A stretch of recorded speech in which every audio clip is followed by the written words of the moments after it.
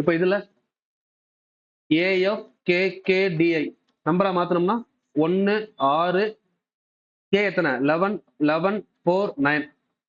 இப்போ first one என்ன இருக்கு -1 +1 -1 +2 அடுத்து -1 +3.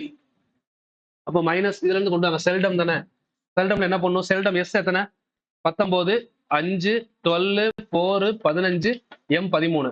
அப்போ -1 அப்படின்னா 18 +1 6 -1 11 +2 6 -1 14 +3 16 18 6 6 F 11 K 6வது E sorry F L N 16 P.